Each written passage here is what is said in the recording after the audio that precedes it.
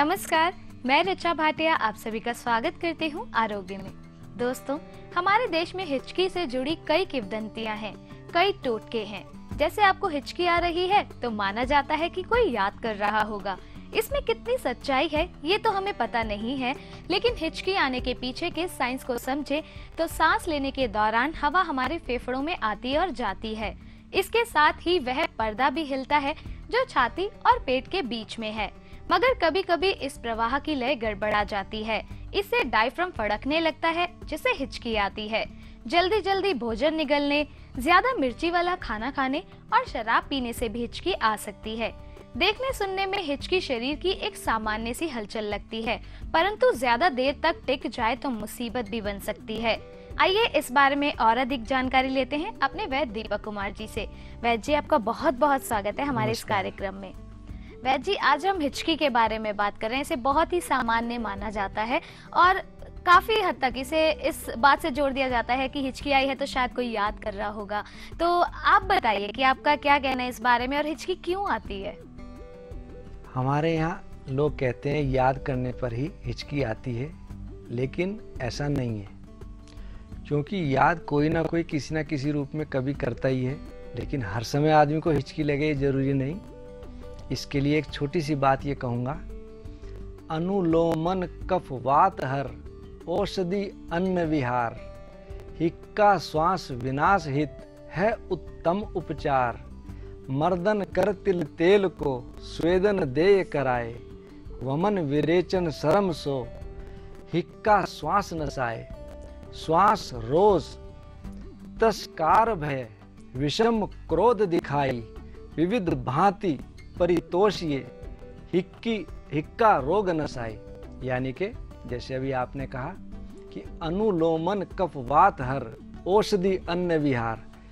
जब हम मिर्च मसाले, तले पदार्थ, खटाई और जंक फूड, मदिरा इत्यादि का सेवन ज़्यादा मात्रा में करते हैं, या किसी किसी को अम्ल पित्त की मात्रा बहुत बड़ी होती है या जीर्ण पड़ जाती है, तब हमारी पाक स्थली उत्तेजक होने लगती है, तब ये दिक्कत बनती है। और हिक्का बहुत छोटी सी बीमारी है। ये दो प्रकार की होती है। एक सामान्य हिक्का जो बिना किसी ट्रीटमेंट के, बिना किसी चिकित्सा के या छोटे मोटे प्रयोग से ठीक हो जाती है। दूसरे प्रकार की हिक्का कई बार रोगी की जान तक ले लेती है। तो ये देखने और सुनने में बहुत छोटी बीमारी है, लेकिन ये जिसको लगती है वही बता सकता है कि परेशानी कितनी होती है। नींद गायब, भूख गायब और परेशानी अलग से, और हिचकी आकर उसके पेट में दर्द होने लगता है और बिना मतलब की परेशानी बहुत बढ़ जाती है। जी, वैद्य जी इसके बारे में और भी जानेंगे आपसे, लेकिन सबसे पहले अपने पहले कॉलर से बात कर लेते हैं। हेलो हेलो जी, कौन बोल रहे हैं? राजीव भाटिया बोल रहा हूँ मैडम, हरिद्वार से। जी बताइए, क्या सवाल है आपका? मेरा सवाल यह है कि मैं डायबिटिक पेशेंट हूँ, 6-7 साल हो गए मुझे डायबिटीज है जी। मेरी शुगर जो है मेंटेन नहीं होती, जिसकी वजह से शरीर में एक तो कमजोरी बहुत रहती है, आंखों में भी प्रॉब्लम रहती है, दूसरी बात बीपी भी रहता है मुझे। राजीव जी, बीपी कितना रहता है आपका? बीपी जो है, जैसे मैंने कई बार कराया 140, 120, 140 के करीब तो रहता है बीपी। जी राजीव जी, इसके लिए मैं आपको 2-3 प्रयोग बताता हूँ। हाँ जी। और बहुत अच्छा होगा एक बार मेरे से आके वहाँ मिल लें आप। चलो मैं मिल लूंगा गुरुदेव और आपसे। उसके लिए थोड़ा प्रयोग बताता हूँ। हाँ एक दिन में सुबह उठ करके नित्य प्रति 4 से 5 किलोमीटर आप तेज घूमें। साथ ही साथ जिस कारण से हमारी शुगर की परसेंटेज बढ़ती है, मीठा है, मिठाइयाँ हैं, आलू है, चावल है, कंद है, शकरकंद है, जैसे कंद में शकरकंद, जिमीकंद, इनको कर दो बिल्कुल बंद। जितना मैक्सिमम अवॉइड करोगे उतना ज़्यादा फायदा होगा। साथ ही साथ खाने का एक समय नियत करें कि थोड़ी थोड़ी देर बाद खाते रहें। और इस रोग के लिए आपको सबसे अच्छा रहेगा चना। कहावत भी है, एक चना बाकी सब मना। थोड़ी थोड़ी देर बाद चना खाएंगे तो sugar level up and down नहीं होगी। साथ में आप ब्लड प्रेशर का बहुत ध्यान रखें। ब्लड प्रेशर बढ़ने से और शुगर के बढ़ने से हार्ट पे और किडनी पे फर्क पड़ने के चांस ज़्यादा रहते हैं। उसके लिए आप नमक लाल मिर्च, मसाले और तला हुआ कम से कम सेवन करें। पानी का अधिक से अधिक सेवन करें और पानी के सेवन से आपकी किडनी जितना फिल्ट्रेशन करेगी उतना नुकसान की आशंका कम रहेगी। एक प्रयोग मैंने और भी बताया था, हमारे हरिद्वार के आसपास गाय भैंस बहुत हैं, भूसा आपको मिल जाएगा, किसी डेयरी में आप जाएं या थोड़ा भूसा ले लें, उस भूसे को पानी में भिगो दें, निथार कर छान कर उस पानी का सेवन करें, आपको बहुत लाभ मिलेगा। और आप जब तक मेरे पास आएँ तब तक आप शिलाजीत वटी, प्रमेह गज केसरी और तीसरा मुक्तावटी, इन तीनों की 2-2 गोली नियमित रूप से सेवन करें। रही बात कमजोरी की, इस बीमारी में कमजोरी सबसे पहले आती ही है। किसी बहुत अच्छी फार्मेसी की बसंत कुसुमाकर रस आप ले लें, 1 गोली प्रातःकाल दूध से लें। धीरे धीरे आप देखेंगे आपके शरीर में स्फूर्ति आ रही है, जान आ रही है और शरीर का कल्प हो रहा है। और अब तो सीजन नहीं रहा, गर्मियों में आपको जामुन मिले तो आप जामुन का सेवन बहुत करें, आपको बहुत फ़ायदा मिलेगा। और जब तक जामुन ना हो तो आप गुठली ले सकते हैं, उसको पीसकर 1-1 चम्मच 1 या 2 बार पानी के साथ सेवन करें। जी शुक्रिया वैद्य जी। तो राजीव जी, मुझे पूरा यकीन है कि आपको आपके सवाल का जवाब मिल गया होगा, लेकिन दर्शकों, अगर आप भी ऐसी किसी बीमारी से जूझ रहे हैं या फिर आप भी इसी बात पे बिलीव करते हैं कि जान है तो जहान है, तो जल्दी से इन नंबर्स पर कॉल लगाइए जो आपकी टीवी स्क्रीन पर दिए जा रहे हैं। लगातार ये नंबर्स आपकी टीवी स्क्रीन पर दिए जा रहे हैं ताकि आप हमें कॉल कर सके और डायरेक्ट वैद्य जी से बात कर सके, और आप वैद्य जी से अपॉइंटमेंट भी ले सकते हैं। तो अभी कॉल कीजिए इन नंबर्स पर।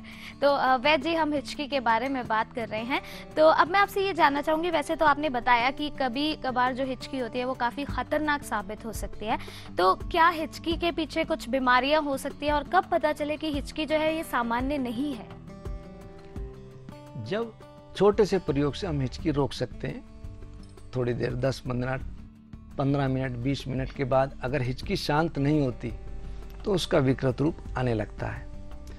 हिचकी के लिए सबसे अच्छा रहेगा कोष्ठ शुद्धि जरूर रखें, पेट साफ रहे, और साथ ही साथ जब हमें हिचकी लग रही हो, बहुत छोटा सा प्रयोग है, 1 चम्मच चीनी आप मुंह में डाल के चूसते रहें। हिचकी रोग में आपको शांति मिल जाएगी। इसमें गरिष्ठ भोजन बिल्कुल त्याग देना चाहिए और हमें कोशिश ये करनी चाहिए कि ठंडा या गुनगुना दूध सेवन करें। जो हमारी पाक स्थली उत्तेजित हो गई उसको शांति मिले, उसकी गर्मी शांत हो तो हिचकी अपने आप शांत हो जाएगी। किसी किसी को शुगर भी होती है तो उसके लिए चीनी का प्रयोग ना करें। एक छोटा सा प्रयोग बताता हूँ, मोरपंख का। मोर पंख की चंदिया ले भस्म परवाल, मोर पंख की चंदिया ले भस्म परवाल, भस्म बड़ी इलायची शहद संग रोग नष्ट तत्काल। यानी कि आप मोर पंख का चंदा ले लें, उसको फूंक लें, परवाल भस्म हो उसको मिला लें और बड़ी इलायची कूट करके, काली इलायची कूट करके शहद के संग चाटें तो आपको बहुत फायदा होगा। यदि आपको शुगर है तो आप सिर्फ मोर पंख की राख उसको आप वैसे ही मुंह में रखकर चूस सकते हैं। जी शुक्रिया वैद्य जी, मुझे पूरा यकीन है कि आपके अचूक और आसान उपाय हमारे दर्शकों को हमेशा स्वस्थ रखेंगे। तो वैद्य जी, एक सवाल और करना चाहूँगी। नॉर्मली ऐसा होता है जब भी हमें हिचकी आती है तो हमारे बड़े बुजुर्ग कहते हैं कि पानी पी लो, हिचकी रुक जाएगी। तो कई बार ऐसा होता है कि रुक जाती है, लेकिन कई बार ऐसा होता है कि नहीं रुकती है, इसका क्या कारण है? इसके लिए मैंने अभी बताया कि हमारी जो पाक स्थली उत्तेजित हो जाती है उसकी गर्मी, उसको शांत करना चाहिए। इसके लिए एक बहुत छोटा सा प्रयोग बता रहा हूँ कि गुनगुनाया ठंडा दूध, सिर्फ इसी को सेवन करें और खाने में कुछ सेवन ना करें। हो सके तो सिर्फ ये पानी या गुनगुना दूध हम ज़्यादा लें तो हमारी पाक स्थली शांत होगी और ये हिचकी इसी प्रयोग से रुक जाएगी। जी वैद्य जी, आगे बातचीत जारी रखेंगे। हमारे एक और कॉलर हमारे साथ जुड़ चुके हैं, आइए उनसे बात करते हैं। हेलो। हाँ जी। हाँ, कौन बोल रही है? मैं ऋषिकेश से बोल रही हूँ, मीना। जी बताइए मीना जी, क्या सवाल है आपका? मेरे हस्बैंड को पता नहीं क्या हो रहा है, बीमारी है उनको बवासीर की। जी। उनका ऑपरेशन भी करवा दिया लेकिन उनको ठीक नहीं हो पाते, पता नहीं क्या प्रॉब्लम। लैटरिन में बैठे रहते, लैटरिन नहीं होती उन्हें। अच्छा। रीना जी, बवासीर खूनी है या बादी? पहले तो शुरू में आया थोड़ा सा खून, उसके बाद तो खून नहीं आता। जी हाँ जी। रीना जी, इस हाँ जी। बीमारी की सबसे बड़ा कारण है कब्ज। इस चीज का विशेष ध्यान रखें कि उनको कब्ज ना हो।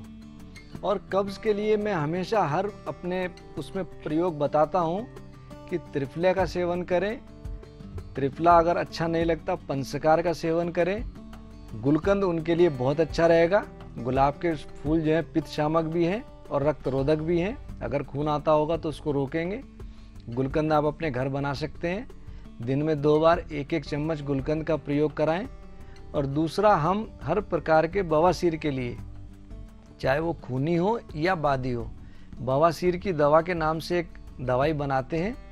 2-2 गोली आप उनको सुबह शाम मट्ठे से या पानी से सेवन करवाएं। और साथ में प्रवाही का हर चूर्ण 1-1 चम्मच उनको दें। तो ये जो बार बार बैठने की समस्या ये दूर होगी। और जो मस्से इनको बार बार बनते हैं, उसके लिए बवासीर की दवा के साथ रक्त विकार नाशक 2-2 गोली सेवन कराएं। मस्से कहीं के भी हों, इससे दूर होंगे और ये समस्या आपकी दूर होगी। लेकिन इसके लिए मैं कहूँगा कि तले भुने पदार्थ, लाल मिर्च, खटाई बिल्कुल सेवन ना करें। हरी सब्जियों का सूप ज़्यादा से ज़्यादा सेवन करें। सुबह को, शाम को जब अनुकूलता लगे घूमें। और पेट बिल्कुल साफ रखें। गैस ना बने, कब्ज ना हो, इसका विशेष तौर पे आपने ध्यान रखना है। दूध अच्छा रहेगा, लेकिन मट्ठा इस रोग के लिए बहुत अच्छा रहेगा। यदि आप मट्ठा इनको दिन में 1 बार सेवन कराएं तो छोटी मोटी समस्या इस छोटे से प्रयोग से ही दूर हो जाएंगी। तो वैद्य जी, हम हिचकी के बारे में बात कर रहे थे। मेरा अगला सवाल आपसे ये है, नॉर्मली देखा गया है जो दूध पीते बच्चे होते हैं उनको बहुत ज्यादा हिचकी होती है, काफी परेशानी होती है उनको, ऐसा क्यों होता है? जब बच्चे दूध पीते हैं तो उनको ये नहीं मालूम कि उनको दूध कितना पीना है। नंबर 2, सिर्फ दूध का ही वो सेवन करते हैं तो दूध खाली गैस भी बनाता है। तो आपने देखा होगा जो पुराने बुजुर्ग लोग हैं, बच्चों को दूध पिलाने के बाद कंधे से लगाकर उसको थपथपाते थे, जिससे कि वो गैस वायु निकल जाए और हिचकी वगैरह छोटी मोटी ना आए। और यदि सिर्फ दूध पिलाकर के माँ बाप बच्चे को नीचे लिटा छोड़ दें तब ये दिक्कत ज़्यादा बनती है। और अक्सर हिचकी आने पर या दूध पिलाने के बाद कंधे से रख के 2-3 बार थपथपाएं तो ये दिक्कत दूर हो जाती है। शुक्रिया वैद्य जी। अगर आपके बच्चे के साथ भी ऐसी कोई प्रॉब्लम है तो आपको इसका सॉल्यूशन ज़रूर मिल गया होगा। दर्शकों, बीमारी चाहे छोटी सी हो लेकिन उसे छोटा बिल्कुल भी नहीं समझना चाहिए। अगर आपको हिचकी आती है, अगर आपको ऐसा लगता है कि शायद आपको कोई याद कर रहा है, तो वो ज़रूरी नहीं है कि आपके कोई चाहने वाले होंगे। हो सकता है वो कोई एक छोटी सी बीमारी हो। तो इस छोटी सी बीमारी का इलाज भी जरूरी है। इन नंबर्स पे कॉल कर सकते हैं आप किसी भी बीमारी के बारे में अगर कोई जानकारी लेना चाहते हैं, और या फिर अगर आप वैद्य जी से अपॉइंटमेंट लेना चाहते हैं, उनसे मिलना चाहते हैं। वैद्य जी का पता है